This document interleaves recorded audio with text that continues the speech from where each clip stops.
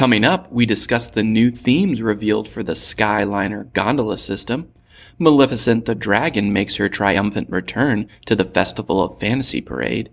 We give an interesting take on the quarterly Central Florida theme park injury report. And we give our dining review of Sanaa in the Animal Kingdom Lodge, Kidani Village. All that and more on this episode of WDW Opinion. Cue the music. To all who come to this happy place, welcome. This is the podcast where two friends, Connor, You are a child plaything! and Hank, You are a sad, strange little man, and you have my pity. share their opinions, tips, and stories about anything and everything at Walt Disney World. What could go wrong? Get ready, because this is WDW Opinion. We're in the tower. We are ready for takeoff. Hello and welcome to episode number 28 of WDW Opinion, the podcast where friends talk Disney. We share our Disney World opinions so that you can start planning for and daydreaming about your next perfect Disney vacation. We share our opinions with our blog, podcast, Facebook live streams, and more. Join the Disney opinion conversation by following us on social media where we are at WDW Opinion. And visit WDWOpinion.com to check out our blog posts on all things Disney and to see what we're up to in between episodes. There you can also get a free Disney trip planning checklist when you sign up for our weekly email newsletter. I'm your host, Connor Brown, and I'm joined by my co-host and Disney partner in crime, Mr. Hank Molsky. Hank, do you by chance have an extra 12 grand lying around anywhere? Does $12.50 work? Yeah, absolutely. Because if you do, $12.50. Oh, no. If you had an extra 12 grand lying around, I have a great VIP Disney World tour that we can totally waste it on. Oh, they Just launched waste it on. the room prices for the Star Wars hotel? Oh, bazinga. No. Have you heard of this, though? The World of Dreams tour? No, I haven't. So I was talking about this last night on the Facebook live stream that we do every Tuesday night at 7 p.m. Go over to facebook.com/WDW Opinion to chat and hear us live every Tuesday at 7 p.m. Eastern. But the new World of Dreams is a $12,000 tour being offered at Walt Disney World. The tour can accommodate up to 6 guests and it only lasts for 12 hours. Okay. So, if you break that down, that's $2 grand per person for 12 hours. Yeah. You'll get 2 tour guides, but here's what you get with the experience. Backstage access and transportation, so meaning you don't have to take any of the Disney transportation. You go backstage and get on a Yukon or whatever. Okay. Front of the line attraction access, I assume that means unlimited front of the line attraction access. A tour of the Cinderella Castle Dream Suite. Exclusive nighttime spectacular viewing spaces. All meals are included. That means 3 a day with select alcohol.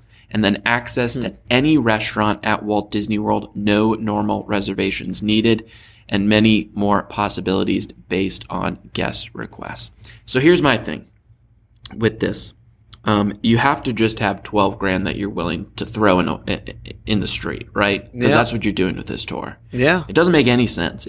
I said this last night on the live stream. It's like someone who has that much money who is just not willing to do 1 iota amount of research about a Disney World vacation right. to just do this, right? It's crazy. For 12 grand, I expect to stay in the Cinderella Castle Dream Suite, not just get a tour of it. You could stay in there's a lot of incredible rooms on property. You could stay in for a couple nights. I'm thinking... Or several nights. Exactly. Let's get greedy. For 12 grand, you could do so much more over several nights. Yeah, you get front of line access to everything. It's only in 12 hours or whatever. Get a normal VIP tour and a nice room.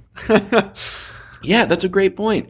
And when it comes to access to any restaurant at Walt Disney World, people do freak out about advanced dining reservations, but if you plan just a little bit, you can probably get all of your reservations booked up no matter what you want, you know? Yeah.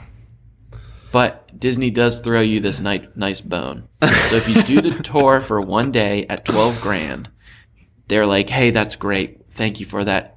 If you want to do additional days, they're so sweet, Hank. They knock it all the way down to $10,000. Each additional day, $10,000. Wow.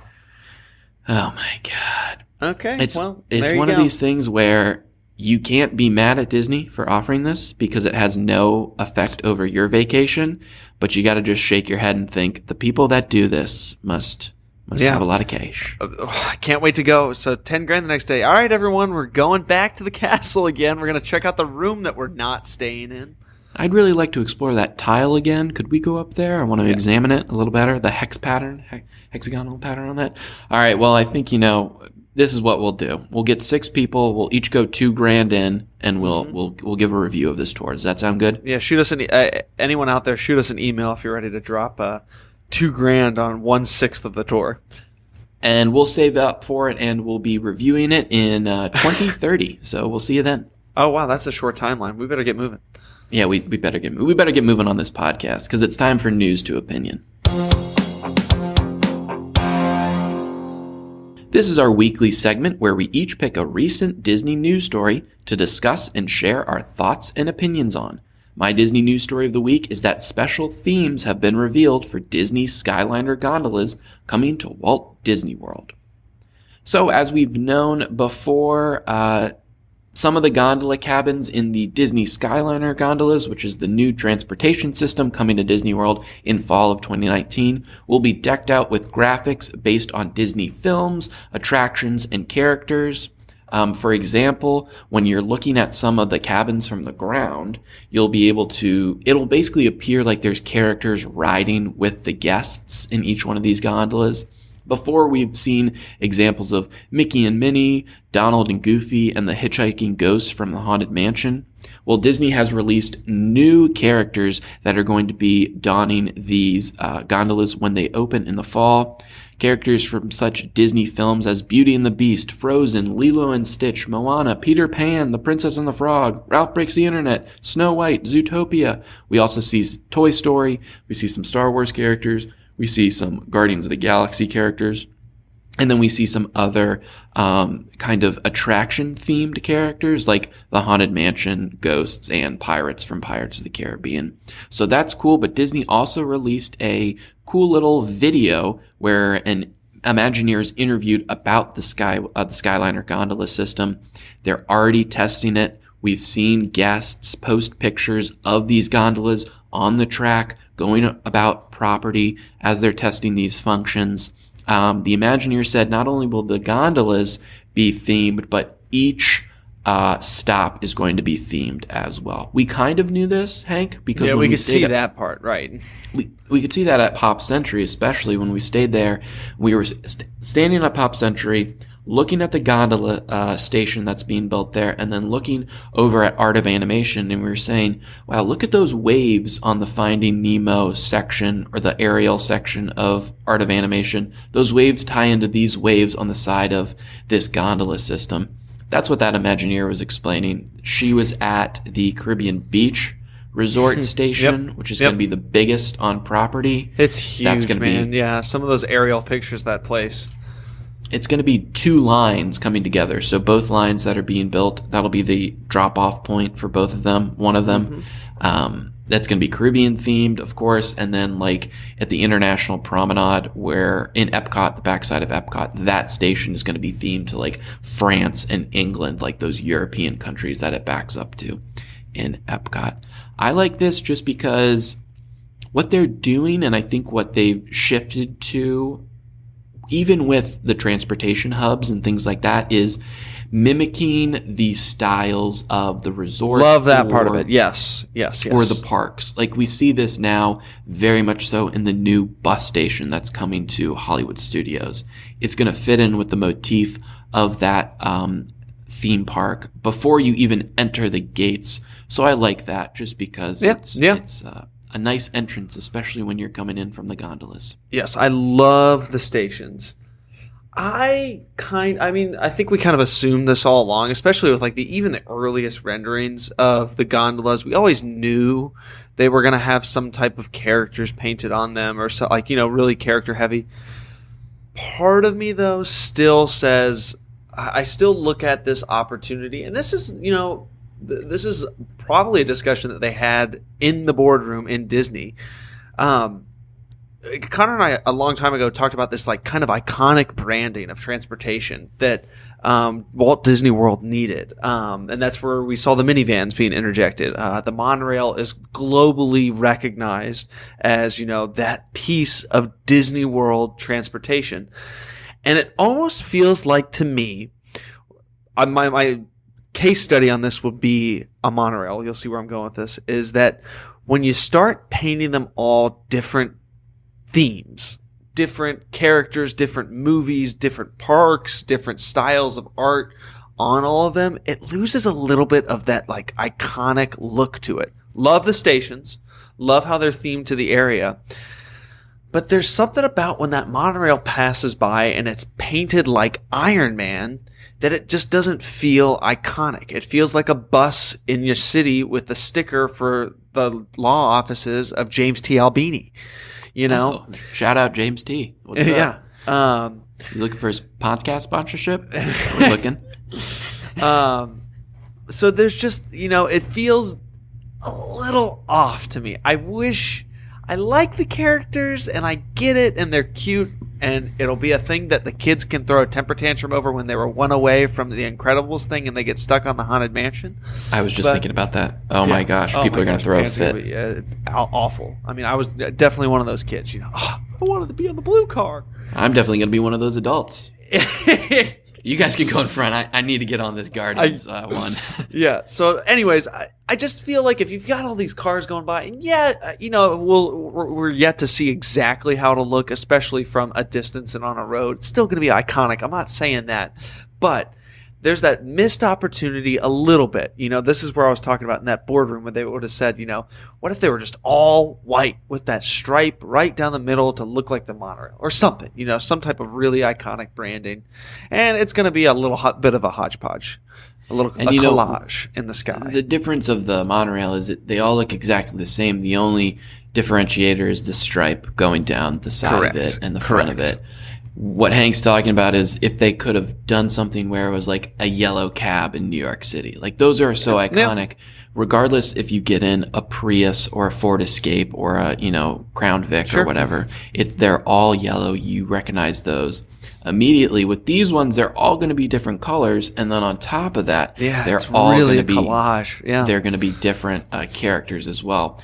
Of course, what does this open the door for? I think these are pure graphics, pure Klingons. So when a new film comes out, a new show comes out, they're going to pull some off it, put a new overlay on, put them back on the line. And hey, look, I'd actually be willing – we won't talk about it at length too long tonight, but – I'd be willing to hear some opinions of other people too, just to kind of know, would you prefer every single one of them to be a character and that to be the way to go? Or would you rather see a monorail type classification of these things and all of them be just blue, just red, just yellow, just green, and then every seventh car is the Guardians of the Galaxy one, or the whatever movie's coming out next summer type of thing?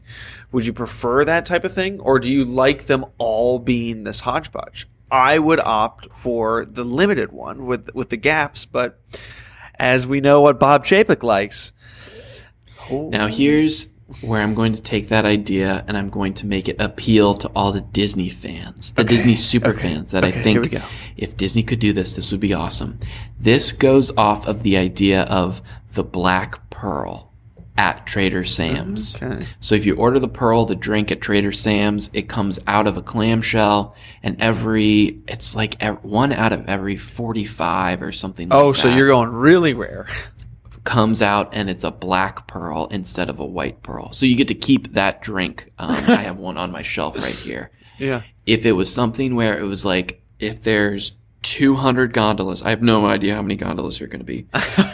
There's like 250 gondolas, and there's only 3 that are like all gold with like Mickey Mouse on it.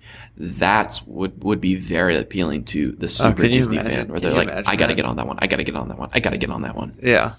But Hank, I that's see what when you're saying. That's when we start to throw the temper tantrums. That's when the adult men start screaming at cast members. So anyway, for no that's my apparent thought. reason. I'm not slamming my fist on the table and all upset about it. I'm just, maybe that's a discussion they had, and someone like me lost out in a boardroom.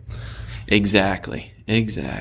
Well, who knows? Hey, I'm very excited about this. I'm very excited for the Skyliners, just in general, to ride it. Definitely. A new mode of transportation, a new perspective as well, being so high up in the air. All right, so we have some special themes revealed for the Disney Skyliner gondolas. Hank, what is your news story of the week? How about the return of Maleficent to the Festival of Fantasy Parade at Magic Kingdom. Oh, yeah. Yeah, she's back. The Maleficent float has officially returned to the Festival of Fantasy Parade in the Magic Kingdom. She's been out since May 11th of last year, when I think the whole world knows. So many people sent me that video. Did you see what happened at Disney World today? Yes, I saw what happened. It happened a while ago, Pat. The Maleficent caught on fire as it passed by on Main Street. Blah, blah, blah. Actually, I guess it wasn't in Main Street. It was back over in Liberty Square. Liberty Square area was where it burst into flames. So anyways, she's back on the streets. Looks like she's got some new safety features. She does have some safety features that are now in action. If you watch the videos, it looks like this report from WDW Info said it looks to be a little bit shorter of like actual length, or shorter in length of the blast. I noticed that it seemed like the time elapsed was short. It wasn't like a longer blast. You know what I mean? So basically she rises up, opens her mouth, shoots out a flame. That's what initially, it had been running for years and no problems, but as Hank was saying, on May 11th, for whatever reason, the flame was shot out from her mouth, as a dragon does, and it came back and her face caught on fire, and that's what caused the accident. So there are reports that are saying now the flame is back, just like once the dragon came back, but it's a shorter flame, or it's a quicker flame, something like that. Yeah. Quicker, I think, is the best word. I don't think they lowered the distance that it goes. Sure, but yes, sure. The duration seems like it might just be that half second shorter. Which is fair, because I think we were hearing a lot of reports that there were people saying it'll never be back in the parade. It's beyond repair. There were other people saying, no, it'll be back. Just that feature is going to be gone. There's not going to be any more fire. And finally, they said, nope, it's coming back. There will be fire. It'll be here on Tuesday, or what is it? All things considered now, for Disney World, I mean, this is the last thing people are going to plan a vacation around, but that's going to be, it was already the most popular float of that parade, but now it's kind of got that urban legend to it. Yes. Not urban legend, but it's got that element where you're like, this thing burst into flames. We got to see this parade, It's got that legacy vibe to it. Yeah, definitely. So good to see her back. Can't wait to see her in person again. Yeah, she also got a couple new updates, too. She got kind of a bit of a refreshing from head to toe. Yeah, it does look clean. Head to tail, as it were. Hey. Sorry. But I think that's good, just because these floats are run day in and day out. So it's hard to refurb big things like this, especially as this parade's been going on for so long. I'm excited that it is back, that this, kind of the crown jewel of this awesome parade is back, but it also begs the question, when are we going to start to get more parades? It's been a very long time since there's been a park there's been 2 parks that have parades. Like, I was looking back in the early 90s, or the early 2000s, there was almost a parade at every single theme park throughout the day. Huh. So,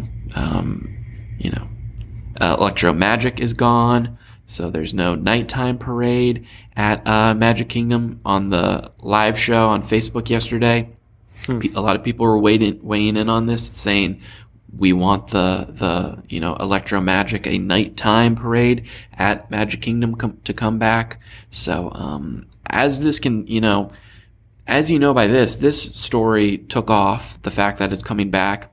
The Disney Parks blog, I was on there, they've posted 5 stories alone about this, whether it was it's coming back, look at the new details, here's a new... man, they really grabbed on it. That's what I'm saying is they they went all out. What I'm saying is it wasn't so organic. Disney helped, they stoked the flames of that fire once it caught on, Nice. But also, this could have been an easy point for Disney to just be like, not even mention that there was a problem. Not even mention that was coming back. Just it shows up one day, and most people wouldn't have, noticed. But I like them being proactive. Yeah, kudos to them that realize that they probably got more media coverage and more legs on social media on that thing than maybe, gosh, I don't even. As far as Disney World stories, they really broke through this the stratosphere on that one in 2018. That was definitely a top 5 moment for them. For better or worse, that's what generated the most Walt Disney World buzz, I'm sure. And they're like, you know what? let's latch on to that a little bit. We got to double down. We got to double down on this. Let's light something else on fire. What else can we light on fire on here, guys? Let's light the castle on fire. No. Bad.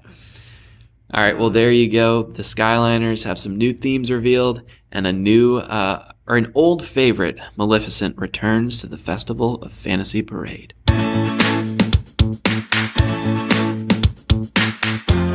So, every quarter, many Disney fan podcasts and news sites like to report and discuss the Central Florida Theme Park Injury Report. Why they like to report on this, we have no idea. It's an interesting topic because, of course, you never want to hear about people being injured. But also, when we're thinking of the parks, I don't think knowing how someone got injured is a topic that many Disney Parks fans are really eager to hear about. But on top of these reports, for the most part, they're always a lot of random injuries that really don't seem that big of a deal. And on the back of that, we don't know the full picture of the injury as well. So with all that being said, we had a new idea for a segment topic. We're calling it the Roast of the Theme Park Injury Report. Now, of course, a disclaimer, because no middle segment of ours would be complete without a disclaimer. Just like no new ride at Disney can't not have a colon. Exactly. Now, a disclaimer, we don't take pleasure in anyone getting hurt. Of course we don't. But we do think most of these reports are injuries, and we find that humorous why these are newsworthy topics. They're injuries that wouldn't necessarily be considered injuries anywhere else, but in the Disney theme park fan community, every detail is analyzed, every minute detail is overanalyzed, and that's why these things are being reported on. And listen, we promise, because we know how the universe works. When we inevitably end up on this report, we are absolutely going to own it. Because you betcha. Yeah, as maybe karma would have it. Yeah, we should definitely. There you go. Fake an injury. Yeah, or we'll probably we deserve to get really hurt. But I mean, like you said, no ill will on this segment. We are just trying to put a smile on those faces that may have been injured in the parks. Exactly. So now it's time to get to roasting. Hank, kick it off. Okay. October 25th. Female guest injured hip while exiting the ride on Buzz Lightyear's Space Ranger Spin. Honey, that's called Space Cadet, and you didn't get more than 1,000 points. You ain't no galactic hero, that's for sure. Yeah. Boom roasting. Staying at Magic Kingdom, November 27th. Female guest felt dizzy after riding attraction. Well, what do you expect when you ride the Mad Tea Party teacups? Serves you right. What's up, Boom Roasted? And that wraps up Magic Kingdom. Magic Kingdom. We're rolling right through this. Moving on to Typhoon Lagoon. November 20th. Male, 18. Guest struck his head while falling out of raft into catch pool on Misadventure Falls. I remember my first beer. Boom, roasted. Nice. Do they serve beer? They got to serve beer at the water parks. Right. That's got to be true. December 8th. Also, how do you get when he's 18? Oh, I don't know. That's just part of the roast. December 8th, male. Guest's arm was caught in conveyor belt during initial incline of Misadventure Falls. Fractured arm and suffered injuries to neck and back. I got to be honest with you, Hank. This one just sounds awful. Like, this is a legitimate. So it's very difficult for me to roast this individual. Yes. So I'm just going to say, please keep your hands and arms inside the vehicle at all times. Hey, there we go. We told you. Hey, Connor, let's move across the highway. We're going to Universal Studios. Down I-4. Down the beast. October 16th, female, 41. Guest felt dizziness while on Revenge of the Mummy. Not even the Magi can save her now. Boom, roasted.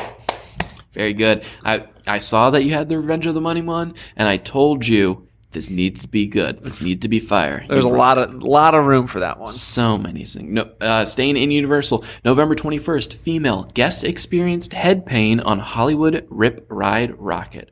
Hey, I tell you what, I'd get head pain too if I picked Don't Funk With My Heart by the Black Eyed Peas as the song I was listening to on the ride. Okay.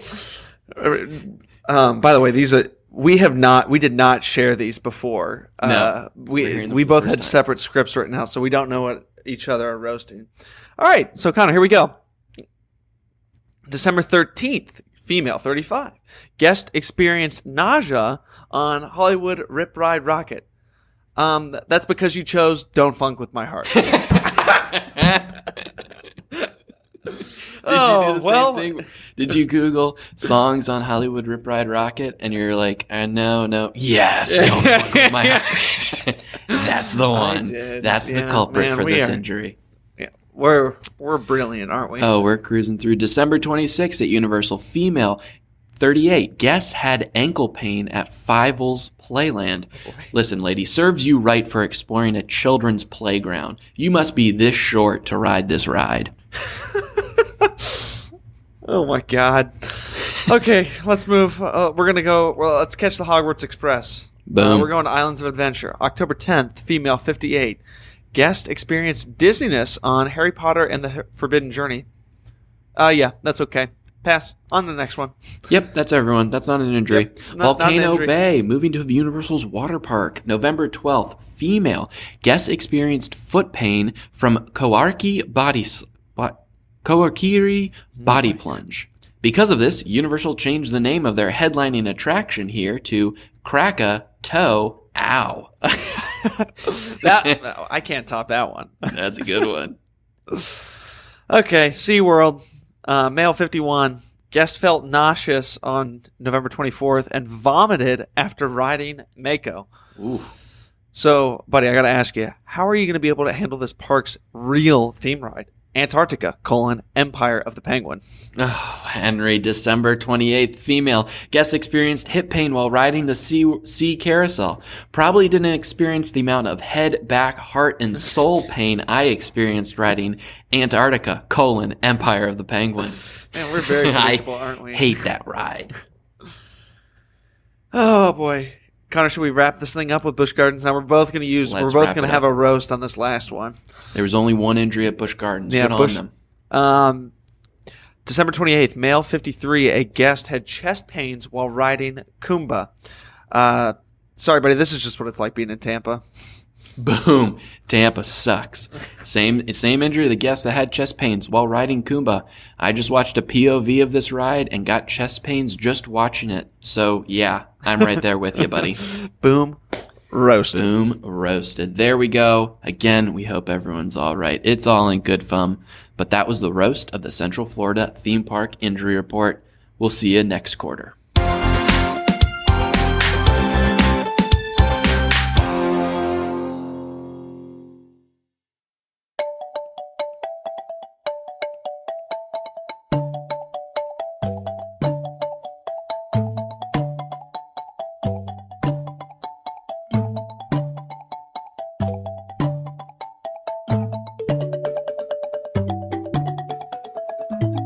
Now it's time for our main segment.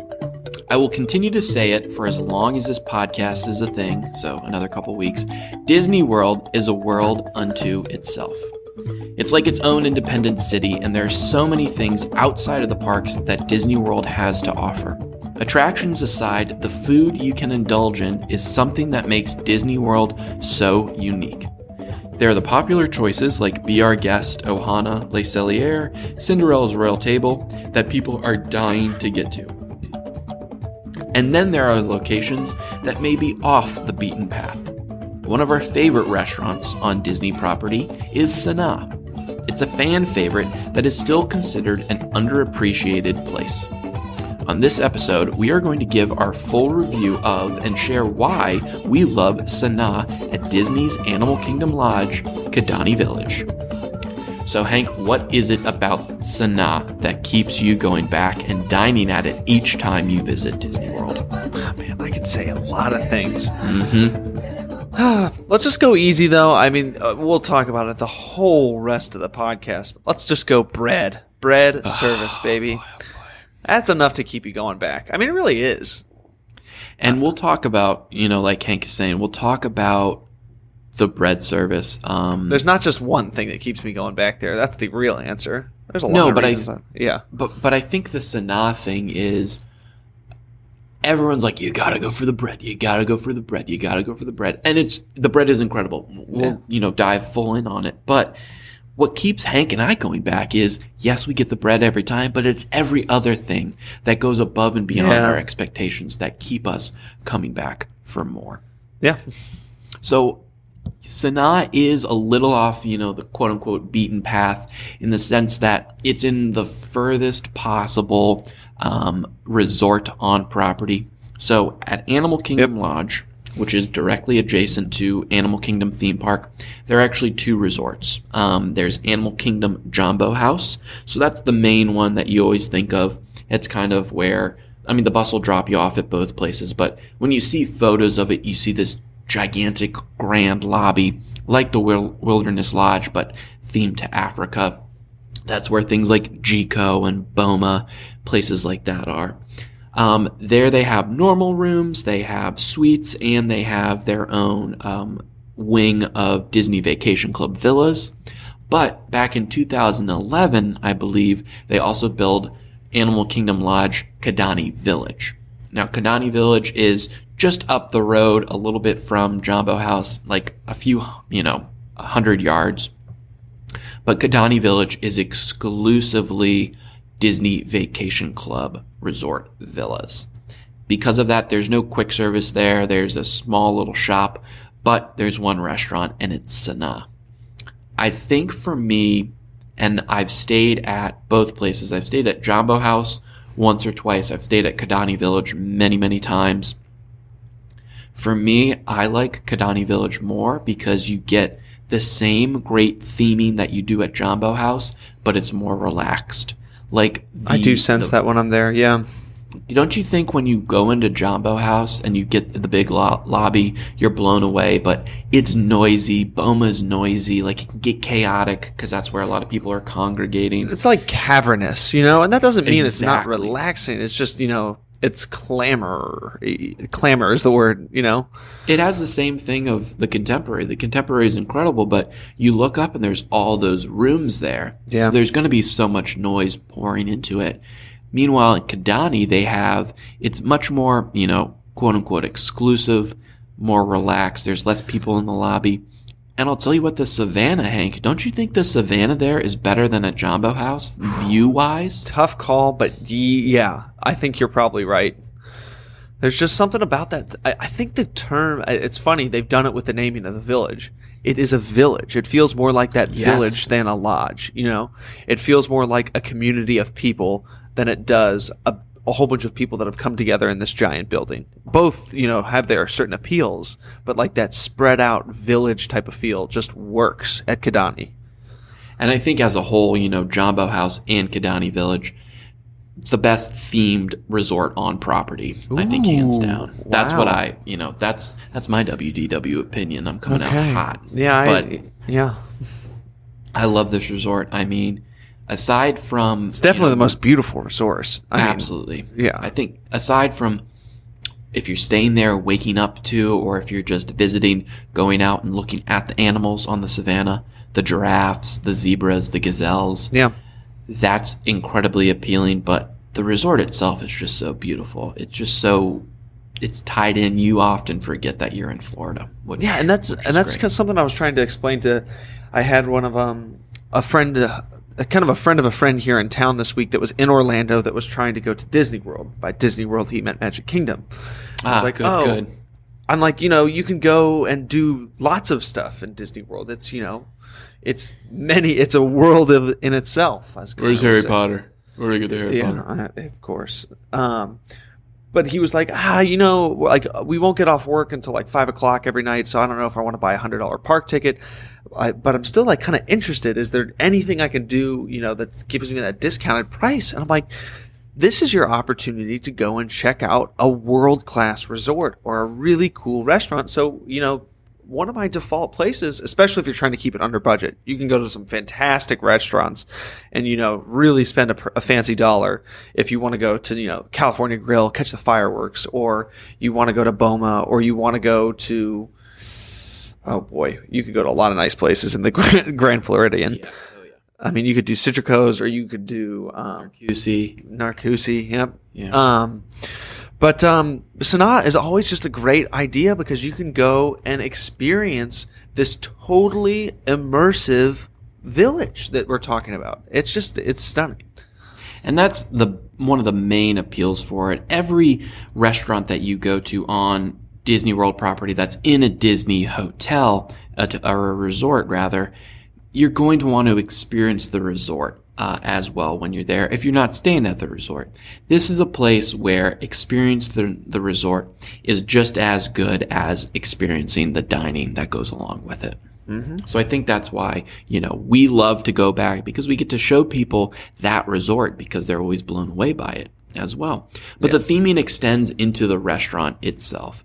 It could be easy for them to just have a gigantic wall, a glass wall at the end of windows, and just say, there's a bunch of animals. That's what you're going to be looking at during your dining, and put up some tables and chairs, and that's that. Mm-hmm.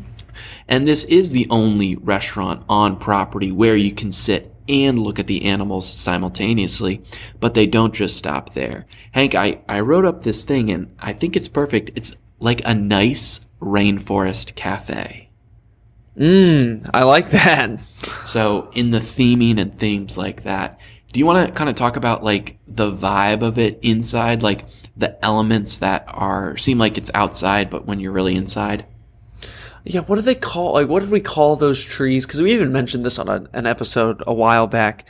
But you feel like you're kind of underneath these woven trees in a way in this space. Yeah.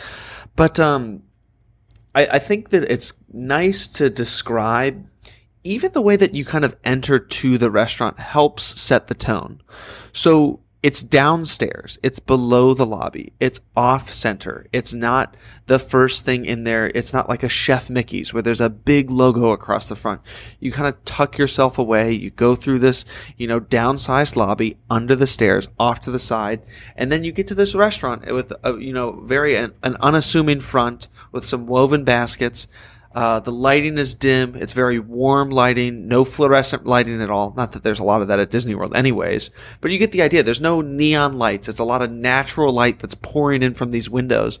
But even as you enter the restaurant area where you already feel like you're very off the beaten path, it's just soothing. The music's soft. The staff, which we'll talk about, is soft as well. They're just so welcoming and warming, and wooden accents everywhere, woven tapestries, pieces of artwork everywhere, lots of very authentic African themes, this kind of North African what do they say, like West Asian type of fare that they've come up with a menu for. Mm-hmm. That's right there on the savannah. It just feels natural. It's very soothing. I can't describe it. So I think a perfect way to describe it is to find out what the word actually means. So Sanaa in Swahili means art, or more specifically, a work of beauty. So that's exactly what it is to a T. There are some unique things like Hank was talking about with the trees. They have this kind of tie-in to a necklace, so a traditional African necklace. They have like columns that look like beads from a necklace, so that's tying into that work of art, that work of beauty, as it were. But yeah, it's a place that is created by Imagineers. I think that's a good way to describe it. Oh, yeah. Very well themed, but also, homey, and you don't feel like you're in the Rainforest Cafe. There's a lot to look at, but not a lot to kind of distract you from. Yeah, they're not bludgeoning you over the head with the fact that you're sitting next to a gorilla that needs to, react every 15 minutes to make you go, oh, wow, I'm at Rainforest Cafe. You're just kind of, look over at the wall next to you, and, there's artwork around. The staff is just so relaxed. And it is always crazy to be having a meal, and then all of a sudden you look to your right or left, and then you're like, there's a giraffe right there. There's a giraffe like 50 feet away from this window. Yep. And always seems cool. Like they feed them pretty often out there because they want to keep them close to the guests in the rooms and such. But oh yeah, we've had times where I can remember times where like there was not a stampede, but like a herd of wildebeests, like trundled by outside. And you get that crazy bird that always hops the fence and comes right up to the glass. Always by the window. Everyone that's eaten at Sanaa probably knows what that bird that we're talking about. That always comes with the little afro. One of my favorite things when you're waiting for your table, you'll walk downstairs from the lobby, you'll check in at Sanaa on your right, and then if you walk to your left towards the bathrooms, look out the window there, you can see the tortoise. Oh yeah. The tortoise that's like 100 years old, and he's gigantic. Nice bathrooms down there, man. Very nice bathrooms. Disney fans, I have noted, especially over the past several months, that bathrooms in parks might be a little crowded, a little messy, not quite what they used to be. But boy, oh boy, that is about as clean, calm, quiet, and soothing as a bathroom as you could find on property. Just nestle your Top 10 bathrooms right there. They got the nice towels too. The nice paper towels. The take a stack for the road, put in your back pocket, kind of like the ones I stole at your wedding, Hank. Those are great. Oh, great! We've been looking for those. I still take them out for special occasions over here at the apartment.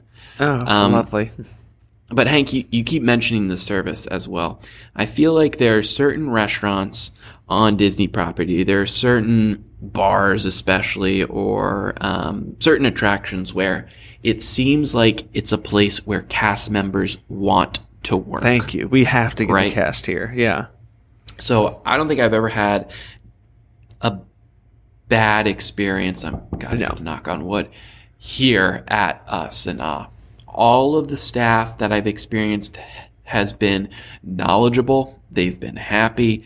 And for the most part, they've been very laid back, which is what I love in a server. I don't like it when a server's bouncing all around like it's the end of the world that something didn't come out. They're just like, hey, how's everything going? You ready? Let's do boom, boom, boom. The last guy we had there, he was awesome. He was joking around with us. Yeah. I always, and this is almost like, it makes you think if this is part of the training at that restaurant, because Connor, tell me if you have this image in your head. I always have this image of like Sanaa. One of the first things that I associate with that restaurant is just being leisurely, like so leisurely, someone in a flowy dress taking you back through to your table. Come along this way. No, but every single time. That must be a note that they're told. It's just like, please make sure that you do not rush them into the restaurant, because that is a part of the experience for me, is being just kind of flown and just come on in. No, it's absolutely that, because at the host stand, the seater stand, there are individuals who are known as cultural representatives. So cultural representatives they're in the Animal Kingdom Lodge, they're in the Animal Kingdom, they're the same cultural representatives at like Epcot and stuff. So they come from their country and they come to teach people about their culture and things like that. Those individuals that walk you back to your table are from Africa, are from, places like Zambia or Chad. There's a lot of Kenyan workers. Absolutely. Yes. Yeah. And actually, if they walk you back leisurely, because what they're saying is they're telling you the story of the restaurant. They're telling you why it's important. If you say like, I've never been here before, they'll be like, oh, well, this is what this is about. You can see this over here. This is why we do this. All of this art is from here. So just lovely. That's the way that you describe that, the hostess and hostesses. Typically hostesses. I feel like I've had a male host. Yes. Maybe once. But that it's just part of the experience. It's just having them, explain that to you, leisurely take you back. It's just total Disney theming and the importance of storytelling, which is awesome. And, the staff overall is just very knowledgeable, very friendly, very accommodating. But of course, why do we go to the restaurants? We go to eat, right? Hey, there we go. And like we alluded to before, the reason everyone goes is you're going to Sanaa. Oh my God, you have to get the bread service, right? And then the wait staff will always recommend it, and with good reason. It was one of those things that does live up to. It's not like one of those things. It's like, oh, it exceeds the hype. It's a great bread service, and I think no one is ever going to say that it's like the best thing you'll ever have, but it's something that you say you can't miss it because it is another piece of art that comes to your table that also tastes really damn good. I think it's just because it's so unique. You can get a charcuterie board or something, and for the most part, one or two things might be different, but it's pretty much the same charcuterie board wherever you go in the world, or in America at least. This bread service is so unique because there's 4 different breads that you're not eating non-bread every single day of your life here in America, but also there's 9 incredibly unique sauces that you get to experience. Chutneys, mango chutneys. I really love all of their chutneys. So that's very cool. But it's also one thing where, the server will explain the menu to you and then they'll be like, all right, and we doing a bread service to start? It's kind of like a given, Yeah. Yeah, especially if you've been there before. They're like, so you're getting the bread service, right? And you're like, oh, of course. We're not silly. Yeah, look at us. I also think that this is one of those, because Disney has a handful of these that float around the parks. They've created a whole lot now, but are these Instagrammable moments? I mean, Disney is going after this in a big way. Just making food that is Instagrammable, even if it's not edible. Yes. Making food that's Instagrammable and edible.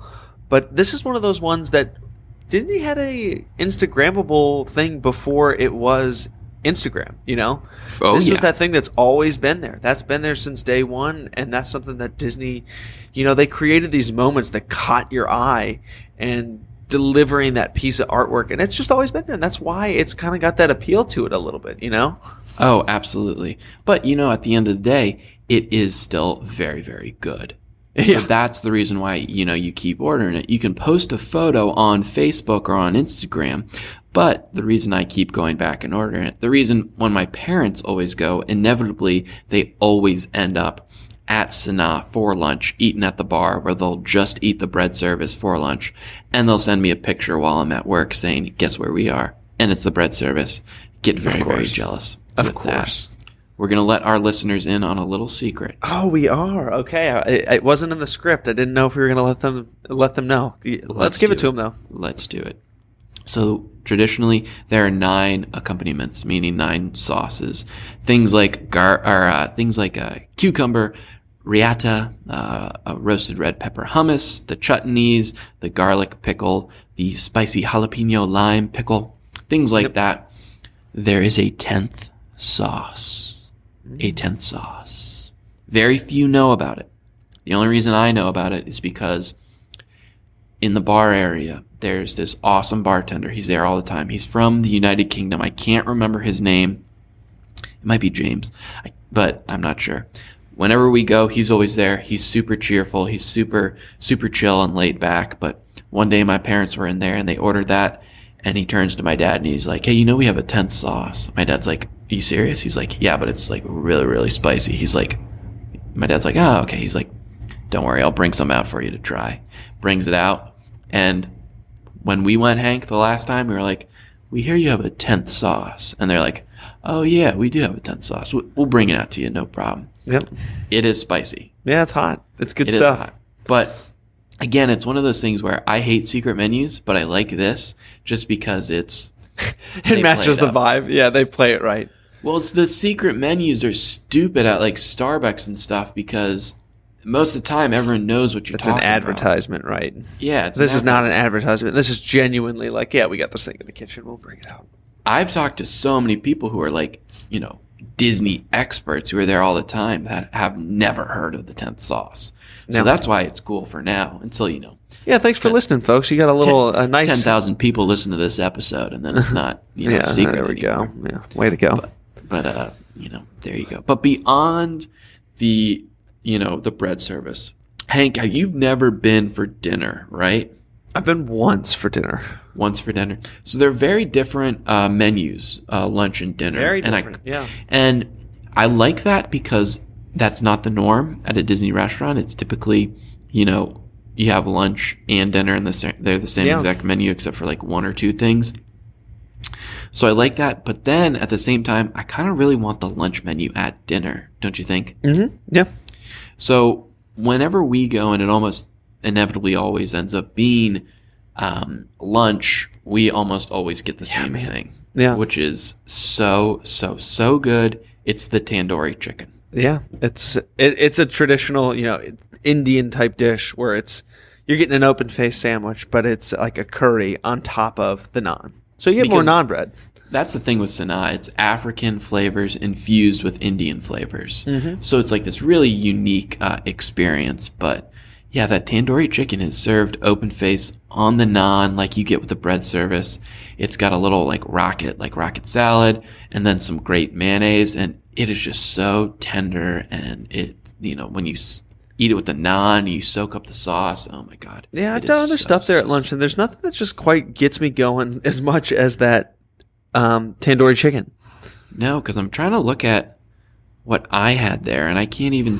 I think they took it off the menu. I had a sausage. Yeah, that did not. Here it is. Stick around. Beau Rebours Braai, grilled South African sausage with onion jam and confit tomatoes, served open face on traditional naan. It was not served on naan when I got it. It was served on a hard roll, and it was okay. If it was served on naan, I would get it again. Yeah, but that bread was no good. So if you're there for lunch, we highly recommend the tandoori chicken. For dinner, again, bread service for appetizer. They do this thing, and I do think it's very, very expensive. The prices go up a little bit at dinner time. Yeah, and it's as you'd expect. The big thing is the Puji. I'm pronouncing it so wrong. Inspired, which is it's $28, and you pick one from the journey. So the journey is seafood curry, butter chicken, braised beef, or spicy Durban shrimp. You choose one from the harvest, which is chickpea wat aloo masala paneer tikaka, lentil dal, or cilantro coconut vegetables, and then you get it served with scented basmati rice. So it comes like in 3 little ramekins. And I just don't think it's enough food to justify $28. I've had that at lunch. So yes. I had that at lunch before, and the way that Connor just described it, you go, oh, yeah, you know what? That does sound like a great dinner dish, how they kind of take you through everything. But then the way that it's plated, at least the last time that we've had it, it's not as hearty as it's described. It's very dainty for the price, and then B, for the way that it's kind of positioned on the menu. And I think the flavors and the ingredients all taste great, but the way it's served and, the sizing of the portions, it's just not, it's not the best. I hate to be one of those people that goes, you go to a really nice restaurant and my portions just, weren't big enough. I wanted like more food. Because the flavors were great, but this one is one of those ones. It's not like you had like a scallop or a fillet on your plate where you're like, listen, you know what you were getting into. You ordered chicken. Yeah, I ordered chicken. I deserved more for $28. Exactly. Yeah, exactly. But again, at the end of the day, it's very flavorful. It's very tasty. This might be a dinner thing where you get the definitely bread more service. Of a feature at the dinner. Yeah. And you get, another appetizer or something for your meal. Yeah. Other thing about dinner time, Connor, I I know we're sticking on this dinner for a moment. I don't know if this is something that you had floating around in your head. Animals just aren't going to be quite as visible or be active around those dinner hours, maybe. Yeah, absolutely. I mean, especially if you catch it, towards the end of the night.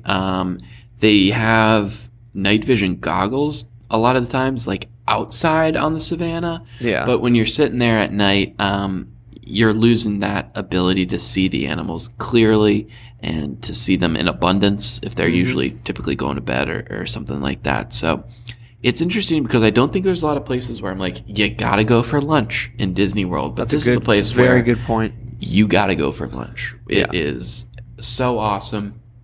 It's so great, especially, at lunch, 12, 1 o'clock, peak hotness during the warm months. So it's great to take a break in the middle of the day, explore a nice resort, eat a great meal, and then go about the rest of your day for sure. I like that. It's definitely kind of a respite that you can take in the middle of the day. And that's always how we've positioned it, Connor, when you and I have done that recently. It's a great way to divide up a day. If you're doing we're no longer people that advocate for a half day in Animal Kingdom, especially with the ability to return at night for Pandora. But if you do, like even as I just said, if you splice it up a little bit, like want to take a midday break before you come back and see Avatar's, Avatar Land, Pandora light up at night, or you want to try to do the Kilimanjaro Safari at nighttime, a great way to take a break in the afternoon, especially in the summer months, is to go and have lunch at Sanaa and cool down. Because even not in the summer months, Animal Kingdom is exhausting. It's a gigantic theme park. There's a lot of hills. It gets hotter there for whatever reason. I think it's because of the vegetation. But yeah, I mean, I think it's a great option, especially because it's so close. You catch a bus, you're in there in a couple minutes. You catch a bus and you're back. And I feel so. Connor, tell me if you've had this happen too, because you've planned vacations for listeners or friends, family, coworkers, that type of thing, or helped plan. Same with me. I always feel this, not like guilt, but I always get worried sending people so far away on Disney property, or just like a complicated, for someone especially as a first-time visitor, going, you got to go to this resort. You got to Uber there. Can't take Disney transport. It's not the main one. You got to go to the second one. Also, it's downstairs. It's underneath. It's very small. It's relaxing. It's pretty quiet down there. I'm like, boy, why am I making them do this? And then every time, hey, we loved Sanaa. Thank you for making us find that place. And that's the reason why I keep sending people too, because it hasn't let me down and it hasn't let other people down as well. It is off the beaten path. It is a little difficult to get to, but all good things are worth waiting for. All good things are worth going the extra mile to obtain. And Sanaa is right there, right up there with the best of them at Disney, on Disney property. It's the full package. It's got great atmosphere in the restaurant, in the resort. Exploring the resort is an added bonus. The theming of the restaurant is great, coupled with the service, which is phenomenal, and then the food is just an absolute home run. We'll be going as many times as we humanly can on each trip. It's almost become a prereq that we got to get our Sanaa meal in. We got to get our Sanaa meal in some way, and I wouldn't have it any other way. Agreed. Hank, you brought up a good point. I have helped listeners in the past with questions about their Disney trips. We want to do a Disney or a listener question episode coming up. So if you have any questions that you just want to know more about us, if that's a thing you want to know more about, I don't know why you would, but if you do want to know more about us, the mailbag, or if you have any questions about your Disney trips, send them to Connor, that's CONOR at WDWopinion.com, and we'll answer them live on the air. I'll shoot you an email before, of course, answering it in timely manner. Connor, I got to hit you up before we end the show. I forgot to raise my hand at the time. There is another restaurant where wildlife passes you by on Disney property that you forgot about. Oh, no. This is a joke. It's not a joke. It's not a joke. What is it? It's actually fairly obvious. You're going to smack your forehead. You're going to hear it on the microphone. Coral Reef. Damn it. You're right. You're right. Wild land animals. The only place to see wild land animals. It is also a little weird. Coral Reef has always been a little weird because that's like the actual thing you're eating. You know, I'm not eating any giraffe. No wildebeest. No wildebeest on the menu for now. We'll see. We'll see. The next time we go there, maybe it will be on the menu. But for now, that's going to do it for us this week. As always, thank you so very much for listening to the show. Be sure to rate and review us. Please, please, please, if you like it, rate and review us on iTunes, Google Play, or wherever you listen to podcasts. And share the show with someone you think might enjoy it. If you liked what you heard today, then you've been listening to the WDW Opinion Podcast. If by chance you didn't like what you heard, then you've been listening to The Murder Book. Ooh. For Hank, I'm Connor. We'll see you real soon.